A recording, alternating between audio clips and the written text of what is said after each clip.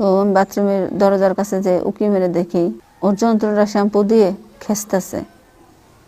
তো আমি ওরা বলতেছি কি হয়েছে রে, তুই এমনি খেচতেছিস কেন?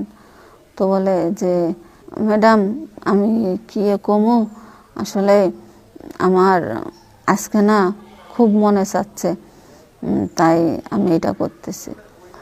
তো আমি বলতেছি তোর মনে চাচ্ছে, চল আমার রুমে চল, আমি যেটা বলবো সেটা যদি তুই করিস তাহলে তুই যে কাজ শ্যাম্পু দিয়ে করতেছিলি সেই কাজটা আমার সঙ্গে করবি।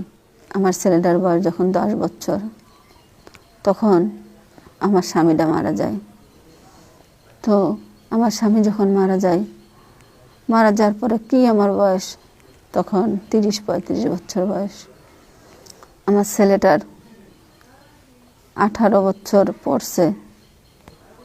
তো সেই টাইমে আমার ছেলে বলে, মা আমি তো আছে, আমার আব্বার অনেক কিছু আছে, তারপরেও বসে খাইলে রাজার ভান্ডার ফুরায় যায়, তার থেকে আমার একটা কাজের কথা বলতেছে, চাকরিটা আমি করি। তো বললাম বাবা তুই চাকরি করবি, আমি বাড়িতে একা থাকবো? তো বলতেছে আমার বাড়িতে আবার একটা কাজের ছেড়া আছে। তো বলতেছে আবুল তো আছে, আবুল তোমার দেখে শুনে রাখবে। আমি বললাম আচ্ছা তাহলে তুমি যেটা ভালো মনে করো সেটা করো। আসলে আমার স্বামী মারা গেছে, আমি তো একেবারে অসহায়, আমি কি করব না করব আমি নিজেও বুঝতে পারি না। তারপরে আমার স্বামীর যে জায়গা জমি আছে ভালোই আছে, তো আমার স্বামীর জায়গা জমি কে দেখবে, সে কারণে ওই ছেলেটারে রাখি। তো ওই ছেলেটাও খুব ভালো। আমার ছেলে যখন বাইরে থাকে কাজে, ওই ছেলে আমার সংসারের যত কাজ আছে সব কাজ করবে, আমার ওষুধ দেবে, আমার খাওয়ান দেবে, সব কিছু, মানে এভরিথিং, সব যা কিছু আছে সব কিছু দেখে। ছেলেটা বিয়ে করে নাই। তারপরে ছেলেটা একদিন দেখি ডাকতেছি আমি খুব আবুল আবুল বলে, তো ও হলো বাথরুমে। তো ওর রুম থেকে কোনো আওয়াজ আসতেছে না। তারপরে আমি আস্তে আস্তে ওর রুমের দিকে আগাইছে, দেখি যে বাথরুমের ভিতরে শব্দ করতেছে। কি রে, বাথরুমের ভিতরে শব্দ করে কেন? তো আমি বাথরুমের দরজার কাছে যে উকি মেরে দেখি যে ও শ্যাম্পু দিয়ে ওর যন্ত্রটা শ্যাম্পু দিয়ে খেচতেছে। তো আমি ওরা বলতেছি কি হয়েছে রে, তুই এমনি খেচতেছিস কেন? তো বলে যে আপনি এখানে হ, তুই হাত দিয়ে এমনি খেছিস কে? তো কয় ম্যাডাম আমি কি কমু, আসলে আমার আজকে না খুব মনে চাচ্ছে, তাই আমি এটা করতেছি। তো আমি বলতেছি তোর মনে চাচ্ছে, তাইলে তোর মনে যদি চেয়ে থাকে তুই তাহলে বিয়ে করে নিলে তো হয়, তাছাড়া তুই যে এইগুলা দিয়ে এগুলো করতেছিস এত তো তোর শরীরের ক্ষতি, তো হুদুদি শরীরের ক্ষতি করে লাভ আছে? কয় না, ক্ষতি করে লাভ নেই, তো আর কি করব, এখন কিছু করার নাই। তারপরে ওর কথায় আমার কথায়ও ওর মনে একটু সাহস পেল। একটু সাহস পাওয়ার পর বলতেছে আচ্ছা আপনি যেটা বলেন তাইলে আমি বিয়ে করব। আমি বলি আচ্ছা ঠিক আছে। তো এই কথা বলে ও অনেকটা দূর, মানে অনেকটা দিন পর একদিন আমার এত মানে স্বামী ছাড়া রয়েছে এতদিন, মানে আমার কেমন যেন লাগতেছে। তো আমি একদিন ওরা ডাকতেছি, আবুল। বলে কি ম্যাডাম? বলে তোর একটা জিনিস বলবো, তুই কি রাখবি? তো বলতেছে কি? কয় আমি বলতেছি যে তুই কি আমার একটু সময় দিবি? তো বলে যে হ্যাঁ ম্যাডাম, কি বলেন, কখন দেওয়া লাগবে? আমি বললাম এখন। কয় আচ্ছা কন কি করব? আমি বললাম চল আমার রুমে চল।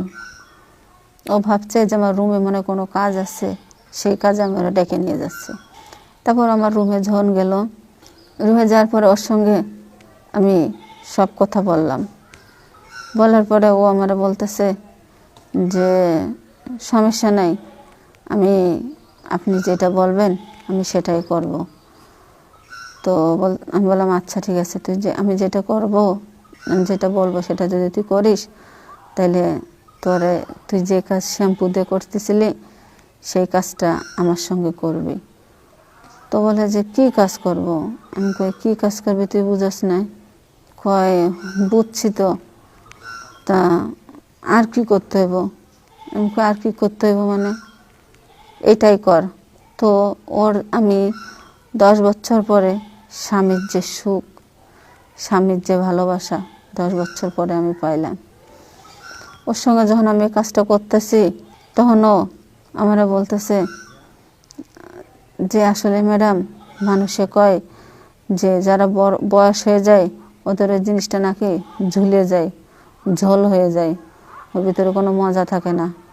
আসলে আসলে তো অনেক মজা। বললাম যে হ্যাঁ, মজা তো থাকবে, মজা থাকবে না কেন? অবশ্যই মজা থাকবে। তারপরে ওর কথা শুনে আর আমার জিনিসের কাছ থেকে যে মজা পাইলো, এই মজাটা নিয়ে ও খুব খুশি। মানে আমরা দুজনেই হ্যাপি। এরকম করে করে অনেকটা দিন হয়ে গেল। তো প্রতিদিনই এরকম আমাদের চলে, প্রত্যেকটা দিন আমরা দুজনে এরকম কোনো কিছু করি, নাই সকালে নাই বিকালে নাই রাত্রে। আর বাসাতে তো কেউ নাই, শুধু আমি আর ও, তাছাড়া তো কোনো বাসায় অন্য কোনো লোক নেই, আর অন্য কোনো লোক ঢোকার মতো কোনো সিস্টেমও নাই। তারপরে হঠাৎ একদিন দুপুরবেলা আমরা দুজন ওই কাজ করব মানে প্রস্তুতি নিতেছি, আমারও গায়ে নাই, ওরও নাই। তো এর ভিতরে আমার ছেলে চাকরি করে, চাকরি থেকে হঠাৎ চলে আসছে যে আজকে বাড়িতে যেয়ে আমার মারে চমকে দেব। তো যাই দেখি আজকে আমার মা কোনে। এখন এটা বলে ও যখন ঘর থেকে বেরোইছে, বেরোনোর পর আমি ওরে মানে আমার বাড়ির সাইড থেকে তালা দিয়ে, মানে ভিতর সাইড দিয়ে তালা দিয়ে, তো চাবি ওর কাছে আছে। তো চাবি খুলে ঘরের ভিতরে ঢুকে দেখে যে এই অবস্থা। আসলে বাসার মধ্যে তো কেউ নাই, সেখানে রুমের দরজা লাগাই নাই, মেন দরজা লাগানো। তো মেন দরজার চাবি তো আমার ছেলের কাছে আছে। তো আমার ছেলে খুলে এসে আমার বলতেছে, মা তুমি এটা কি করলা? এটা কি তুমি ঠিক করছো? তো আমি বললাম কেন ঠিক করো, কি হয়েছে? কই মা কি হয় না এটা বলো, তুমি থাকতে পারো না, আমি তোমার এত বড় একটা ছেলে, তারপরে তোমার এটা প্রয়োজন, এটা তোমার দরকার, তাহলে তুমি একটা বিয়ে করে নিতে পারতা। আজকে সেইটা না করে আমি এত ভালো একটা পোস্টের চাকরি করি, আর তুমি একটা কাজের ছেলের সঙ্গে এগুলা করতেছো। এটা যদি বাইরের লোকে জানে তাহলে কি আমার মান সম্মান থাকবে? আমার চাকরি নিয়ে টানাটানি পড়বে মা, আর তুমিও তো মুখ দেখাইতে পারবে না। তুমি এটা কি করলা মা? আসলে আমার ছেলে আমারে অনেকভাবে বোঝাচ্ছে। বোঝাইলে কি হবে? আমি তো আর মানে বোঝার ভিতরে নাই, কারণ আমি অন্য জগতে ছিলাম। তো তারপর আমি বুঝলাম জিনিসটা, যে আমি যে জিনিসটা করছি আসলে ভুল করছি, অন্যায় করছি। হ্যাঁ, স্বামী অল্প বয়সে মারা গেছে, আমি যদি আর একটা বিয়ে করতাম তাতে কোনো পাপ ছিল না, কিন্তু আমি যেটা করছি এটাতে পাপ আছে। বিয়েতে কোনো পাপ নেই, বুড়াকালে কি ইকালে কি, কেন ওটা হাদিসে আছে, যদি একটা ছেলে একটা মেয়ে পরপুরুষের হাত ধরো তাহলে বিয়ে করো, বিয়ে করে তার হাত ধরো, সেটাতে জাহাজ আছে। বিয়ে না কইরা তারে না জেনে না বুঝে তার সঙ্গে এক বিছানায় যাওয়া, এটা ঠিক না, এটা ভুল। আসলে আপনারা যদি এরকম কোনো কেউ থেকে থাকেন এগুলো করবেন না, এর থেকে অনেকটা দূরে থাকেন, বিরতি থাকেন, ভালো থাকেন, সুস্থ থাকেন।